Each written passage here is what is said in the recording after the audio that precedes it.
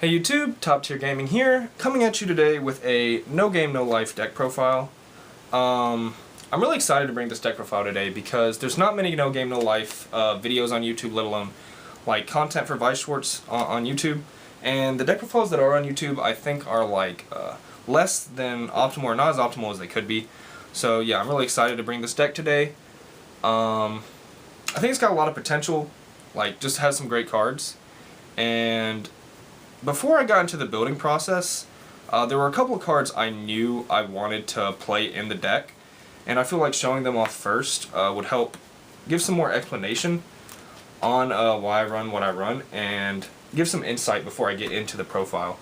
So the main one is this level 3 event. So if you know what this card does, you might be wondering like why I'm playing this, because it's not a very popular pick. Like I don't see many builds with this card. But I think this card is like invaluable as a card, like so good. And if you don't know what this card does, then this is going to be a very in-depth deck profile, where I hope to explain all of my card like choices, my thoughts, how the deck building process happened, and why my build is the way it is. So yep, it will be a very in-depth deck profile so that it is very easy to understand the choices. I also want to show my triggers, like what climaxes I'm playing before I go in, because I feel like it would help explain some choices. We are running standby and pants. Knowing this will make it easier for me to explain certain effects and why I run what I run. So yeah, starting with the level 0, we start with 4 of this Shido runner. Very good runner because she has the ability on play. When she's put into play, you look at the top 2 cards of your deck and rearrange them in any order. This is really good for gaining information and like setting up your triggers. Really good with a couple of cards in the deck, and a very powerful runner for that ability. And the fact that she's not a mill runner means she can just kind of run whenever she feels like, which is very good. Next up, 3 of this Feel Suicider. So I think this card is incredibly powerful and can net you like really good advantage early on. So it's a suicider, so it's actually a clock suicider, which means instead of sending the character to waiting room, it sends it to clock. This is a really good suicide ability because it gets around cards with effects that, like, say when they're sent from the stage to the waiting room, they activate. You get around those cards entirely by sending them to clock. It also gets around level 0s that say they can't be reversed by card effects. This just gets around those entirely, which makes it a really good suicider in general. But it also has the very important effect that when it attacks, if you have 1 or fewer other characters, you mill the top card of your deck. If that card's a level 0, you can actually put it into your back row rested. This effect is incredible with your runner because this Shido checks the top 2. If you see a level 0, you can simply put it on top, move this to the back row, or, you know, depending on whose turn it is, maybe just play this Feel. You swing, you have 1 or less other characters, you send that 0 to the waiting room, and you just play it for free. It's just a big +1 early game for free that can really set up your level 0 game, swing momentum in your favor, and gain just a lot of advantage off of that card. And then next up, we play 2 of this Sora. He's a pay 1 discard search, which these cards are just like generically good. Because they're hand filtering, they get you certain pieces to your deck, like any key piece you need in that moment. It's just searchable because it searches a game character, which is every card in the deck, or every character card in the deck. Most importantly, he is yellow. We are splashing yellow. It's red, blue, yellow, but splash yellow. We only run 8 yellows, so every yellow is valuable for color fix, and him being yellow is incredible with also being just a pay 1 discard search, which is generically good. So next up, 2 of this Gibreel. This card is really good. It adds a lot of utility to the deck. Every time I play it, I feel like it's better than the last time I played it. It's got 2 on-play abilities. The simpler one is that on play you can discard a climax to salvage. You're playing pants, so you end up with more climaxes in your hand sometimes than you'd like. So you can just discard the extra climaxes before refresh or whenever to salvage any character, which is really good for setting up like whatever level game you're going into, getting key pieces you may need, getting your brainstormer, just setting up your field. Very good effect. Its other effect that's more interesting is on play you must mill the top 2 cards of your deck. If there was a climax among the cards you milled, you can mill the top card of your opponent's deck, and then put a character in their waiting room on top of their deck. This is a very powerful effect, especially if you hit a climax, which is the ideal with this card, is hitting a climax off the top of your opponent's deck. If you do, you've essentially just deleted a climax from their deck, and suddenly you're pushing for more damage than them. This can help you push damage early on, and also go for more game-ending things late game. I really like this card because level zeros that scale past the level 0 game and are good until the end of the game, like this Soda Searcher, are just really high value picks because they're level zeros that don't have any of their value drop off. So this Gibreel is really, really good. And then 2 of this Steph Brainstormer. This is actually probably my favorite card in the deck because I think it's very, very powerful. Definitely like one of the best level zeros. So it's your Brainstormer pretty much. It's pay 1, tap 2 for every Climax salvage, so just your generic salvage Brainstormer. Except she has the effect that when one of your characters is reversed, you can give another character you control 1000 power. This effect is huge because it's a Brainstormer. Like, I love Brainstormers that quote-unquote like do something. And this giving 1000 power to characters on reverse is so good because it makes you want to keep it in your back row all game. There's a reason to keep a Brainstormer in your back row until the end of the game. So like, not only are you gaining like advantage and pluses and thinning your deck because she's a Brainstormer, which is just a very powerful type of card. If she saves 1 or 2 even of your characters in attack, like when in your opponent's battle phase, like, you're gaining so much advantage and momentum off of this card. It's so much value in one card. And this deck likes to wall. It likes to have a wall strategy to make sure your opponent can't reverse your characters. And this is a very like key part in that. And then next up, 2 of the Shido Brainstormer. So this is a Brainstormer like the Steph, except this one is more like just better early game. It has a Scry, which if you don't know what Scry is, you look at the top card of your deck and leave it there or either put it on bottom. So it works really well with your Field Suicider for trying to get zeros.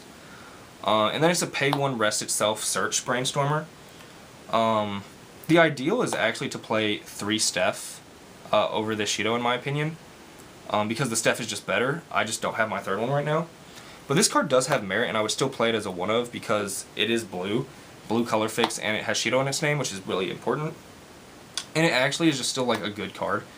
So while I would cut it for a 3rd Steph, I still feel like playing 1 is good. And then lastly, for the level zeros, is 1 of this Steph.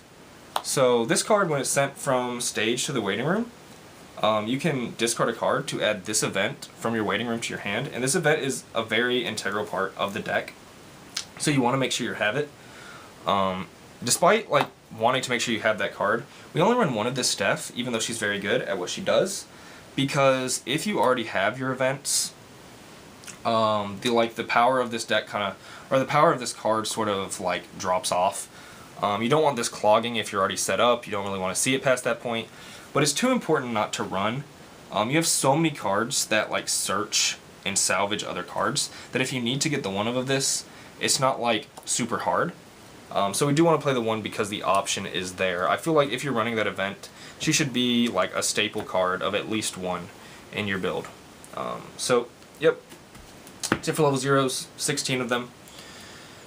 On to level 1s, we have 4 of this Shido. She is your main Climax Combo. So, first of all, her continuous effect is for every other game character you have, she gains 500 power. So she's a 106k base, very respectable. But for level 1 Climax combos in No Game No Life, you pretty much have 2 options. You have this, and you have the Kurami that is green.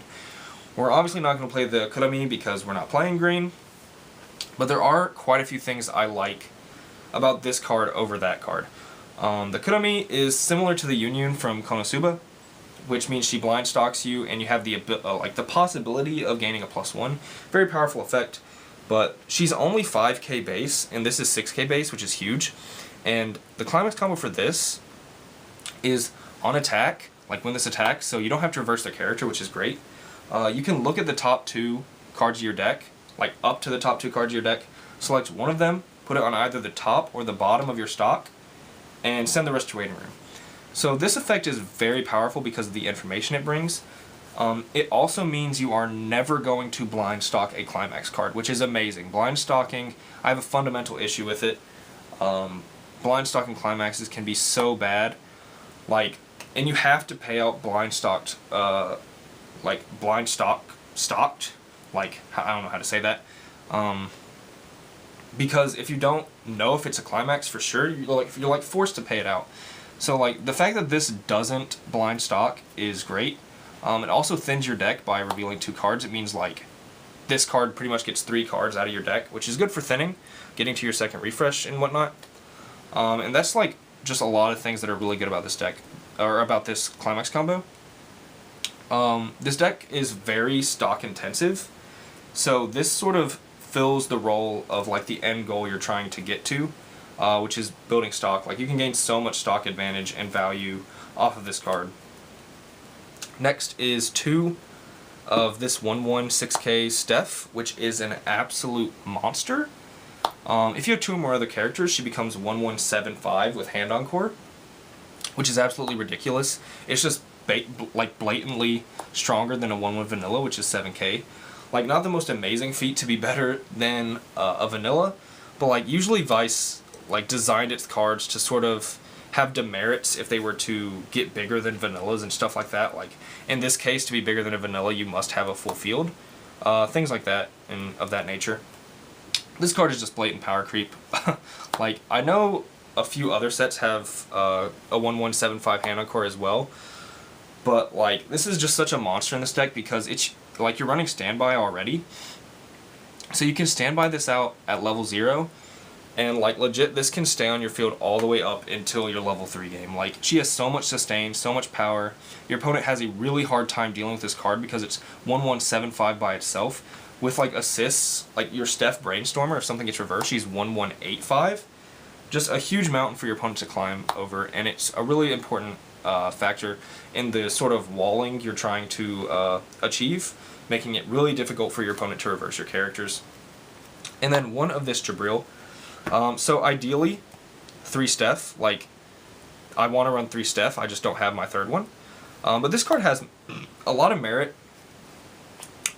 It's pretty much a 1/0/6/5 base against 500 for every other character, which is big. The fact that it's a 1/0 is nice because it doesn't cost stock. It's red, which means if you level red and you don't have any blue, like this is playable. So in that aspect, it's still like a good card with merit, but there's almost no position I'd want to be in where I don't want to have a 3rd Steph. Like this card pushes for so much stock advantage, so much actual advantage by always reversing character, has so much sustain. This card is actually just like a beast. 1 of this anti-change backup. You're kind of forced to play this, I feel. Like this card is too powerful not to run. Its value is sort of dependent on matchup, of course, but if you're playing against a deck with a lot of early play level 3s and you hit them with this, like the momentum swing and the tempo just goes in your favor so fast. Like they lose an attack, so they're losing a stock. One of your characters stays alive. So anti-changes are very, very important, and I feel definitely mandatory. So of course we're only running the 1 because she's not great in every matchup, because she's just a 1/1/1500 backup at that point, but she is definitely worth the run 100%. And lastly, 4 of this Foolish King event. One of the most integral and important parts of your deck strategy is getting this card because it works with your level 3. When I get to that, I will explain it. Pretty much your level 3 Steph works with this card. But this card is just amazing on its own. So it's a 1/1 event. And pretty much it's like a pseudo brainstorm, or like an Akatsuki effect, where you reveal up to the top 4 cards of your deck, select a game character amongst them, and add it to your hand. So it gets your pieces, like any of the level 0s you need, any of these cards you need. It's just really good for getting certain pieces you need, setting up your level 1 game, your level 2 game, your level 3 game, etc. And the really nifty thing about this card is that it sends itself to memory after you use it, and then in memory, this card gives you 500 power on your turn, which is absurd because in Weiss, if you play long enough, you'll notice that like every level has like a power average it hits. Like by itself, a 1/0 isn't normally going to hit 7k. By itself, like a 1/1 isn't going to hit 8k. If they do, they usually have demerits that go with them to hit that power, like they can't side attack or etc. And then you have assists that usually get 500 in front. So everything hits a certain power. Every set hits that certain power in like modern Weiss. This card just kind of lets you cheat over that, like simply put, if you have this 106k Shido by itself, if you have 2 of these in memory, she's 107k before assist, and then before climax, this thing hits 8-5 just with this card before assist. So with your assists, playing climaxes and having 2 of these in memory, I've had this hit 10-5 very easily, this hit 8-5, sometimes even higher, and that's just honestly absurd. Like, it's so powerful because pretty much your opponent isn't allowed to like even try to wall you, because walls just crumble before this card, and you can net so much advantage by reversing your opponent's characters all because of this card all throughout the game. And it's just a very, very important card, and you want to see it. So that is 12 level 1s. On to level 2s. Ooh, that's not the card. My bad. One of this stuff. So this stuff is, like, I wanted to run a level 2 beat stick because it's really good at level 1 if you're able to, like, early play a beat stick if you so choose. I don't normally stand by this card, but it is an option. I like to have the option. And in No Game No Life, I think you have 2 choices, really, for your level 2 game. This, or, like, the PR, like the promo Gibreel. The promo Gibreel is pretty much like an anti-change, sort of like runner. But I think that card is really only good in a vacuum. Like, if you stand by it, first of all, and then if your opponent early plays, and if you pay the 1 stock to move it to in front of that level 3, and if they attack it, if you reverse it, then it's good. I think that card is amazing in that scenario. But, like, playing it from hand, it's bad. You're paying, like, 1 stock to pretty much 1-for-1, which I don't like. She's really weak. She's like 7k base, and she stays 7k. So level 1s can run over her. I just would rather play this because I think this card has a lot of value. First of all, it gains 1,000 for every other game character, making it a 2-1 10k base with the full field, which is respectable for sure. With, you know, king events and assists, this easily gets up to 12, maybe even 13k, meaning it alone can deal with early play level 3s relatively well. But the thing I like about this card that I think makes it really high value is that when you play it on a full field, you can put 1 game character in your waiting room to stock. So you pay the stock for her and you pretty much get it back, making her a 2-0 10k. That's just a lot of value in 1 card, I think. So if I'm going to run a beat stick at level 2, this is my beat stick of choice. Next up, 2 of this Sora. This is by far one of the most important cards in the deck. It's a 1k global, which is a good assist effect, but the fact that this is your main standby target all game until you have it. Like, this is the card that you want to stand by all the time until you have 1 in your back row, because 1k global at level 1 is quite absurd. It makes your Steph 8-5, or like your 1-1 Steph 8-5 on defense. If they reverse one of your character and you Steph Brainstorm her, she's 9-5 on defense. Like, your opponent's level 1 game is not going to be able to deal with that. Your 1-0 Shidos hit up to like 8k on defense with the Steph Brainstorm. Meaning, like, your opponent has a very difficult time being able to reverse 2 of your characters. And that just makes this card, like, has so much value. Like, pretty much it lets you build your wall strategy. Other than that, it's very important for being a Sora card and being yellow. Like I said, we run as many yellows as we can because we are splashing it. But you're never really affected by not being able to play this from hand because you don't have yellow at level 2, because you're always standbying this card. So you never have to worry about not having the color to play this, at least. It has an effect on field, like you can pay 2 to tap it to search a game character. We don't use that too often because we are trying to conserve stock, but if you need a specific card or need to pay out a climax before refresh, the option is definitely there. And this is just one of the most integral parts of building your final board. Like, it's a piece to the puzzle, I like to say, because you're trying to build a very specific board for your end turn, or for your end level. One of this Shido assist, she's another piece of the puzzle for building your final board. Like, you really want to see her because the event I showed at the beginning requires a Sora card and a Shido card on field. So when you're level 3, you want this to be your back row. This card gives 2,000 power to level 3s in front of it, which is a big assist. It also has an on-play ability to pay 1, discard a climax, and add a climax. from your waiting room to hand. So you can like change which Climax combos in your hand, which is cool, or just simply pay out a Climax. It's an effect we definitely don't use too often because I almost never play this from hand. We only play one, even though it's important, because all you have to do is when you're level 3 on your final Climax combo with your standby, you just choose this card. So all you need is to have this in your waiting room at level 3. So not the biggest deal in the world, and it's not too bad if you don't have it, because you just need to have a card with Shido in its name. This is just the best one. And then one of this backup. Ideally, it's 3 of this assist because you just want to see him so early, so I'd run 3 of it. But other than that, this is a 2/5 backup. It has merit for being a backup and being yellow fix if you feel like 3 is too much of this. But personally, I just want to see the assist as fast as possible. On to level 3, we play 4 of this Steph. This is your main game ender of the deck. It works with your Foolish King event, like I stated earlier, with this Climax combo. So firstly, on play, you look at the top 3 cards of your deck, and then select one of them and add it to your hand, send the rest to waiting room. This is a very good on-play effect for the deck because you are searching for so many pieces, while also wanting certain cards to be in your waiting room for standby. So like, if you need to search a king event, this has the chance to get that.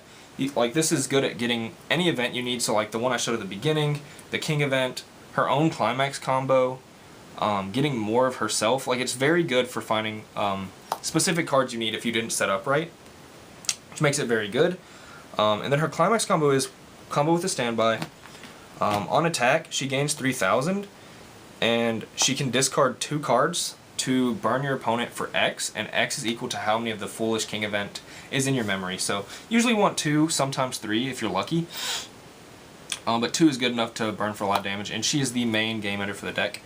So you want your final field to be like 2 to 3 of this Steph, and your back row to be the Sora and the Shido.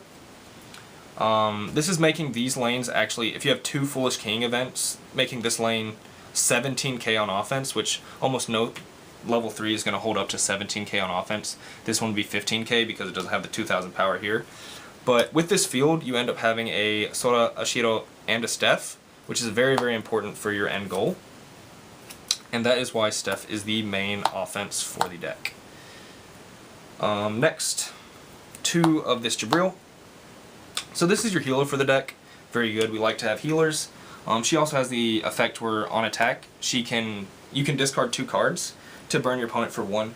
Really good for poking for damage, maybe sniping the Climax off the top.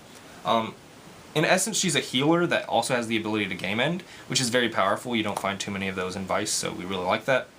What I really like about this level 3 lineup is that I said this deck is very, very stock intensive, and none of their combos or effects involve you paying stock besides their summon, which I think is really good and very important for the overall strategy. Lastly, for level 3s, we have the event I have been hyping. The card I feel like needs the most explanation because not every build plays this, and it is an unusual pick, I guess, but this card is so powerful, and I think it has the ability to be the best card in the entire set of No Game No Life. To put it simply, pretty much it's anti-damage. If you're familiar with the Compass from Contact Collection, it's very similar to that in essence because you're just trying to not lose with this card. So its effect is if you have a card with Sora in its name and you have a card with Shido in its name, you can send a Steph you control to the waiting room to send a level 3 or lower character your opponent controls in the front row to waiting room. So let's say they have like a clock kicker and a restander. You can play this when they attack with the restander, send your Steph in front of the clock kicker to waiting room, and then send the restander away. They were expecting to get 4 attacks that turn and a clock kick for damage. Now they're getting no clock kick. Their clock kicker is like over swinging in the lane with no character, and they lose 2 attacks from their restander. Just going to waiting room. It's so good because it usually means you only have to cancel twice in a turn. Twice in a turn. If you choose not to play this card, like, you're kind of trusting Weiss to behave the way it should. Like, you're expecting your compression to carry you all the way through survival, And that just doesn't happen sometimes. Like, I don't want to let Weiss be the let me rephrase that. I don't want Weiss, the game itself, to determine whether or not I win. I want to kind of take control of that aspect, because if you play this card, do its effect, and you live because your opponent couldn't kill you, you kind of took like the wheel out of Weiss's hand. Like, you could be compressed so good, like absurd compression, like 4 characters to 1 climax in your deck, so like 32 cards in deck with 8 climaxes. You could have ridiculously absurd compression and still die through it. This tries to take some of that like sackiness out of the game. I feel like if you're not running this and trusting Weiss to behave, it's kind of like a bad mentality. Because like I don't like trusting this game be the determinant of whether or not I win. I get like not wanting to run this card because it is a hefty cost, but as long as you're setting up for it all game, it's like very easy to do. Which is what I like about this deck. Like, the better you are at Weiss, the stronger this deck is, and like the more comfortable you are with the deck and getting used to getting all the pieces you need, the deck becomes a lot stronger because you're just setting up the correct board every game. Climaxes, we got 4 standby for pants, of course. Standby is just a good climax for the deck because you're trying to get a certain board and you're trying to get certain pieces. This can easily get you those pieces. And pants is actually really good with standby because standby is the only climax that is not a -1 from hand. So when you pant standby, you're pretty much like getting a free character, which is like gates. That's the way I like to look at it. Also, I feel if you're not playing standby and No Game No Life, you're kind of committing a cardinal sin. Like, that is the No Game No Life emblem right there. So, yep. That is the deck profile. I hope I have explained it thoroughly so that like you can understand my card choices, know why I'm playing what I'm playing. It's not just an enigma. And I hope you enjoyed the deck profile. So I will have games with this deck playing against my friends eventually, so you can look forward to that if you want to see the deck in action. Hope you enjoyed. This was Top Tier Gaming. Bye, YouTube.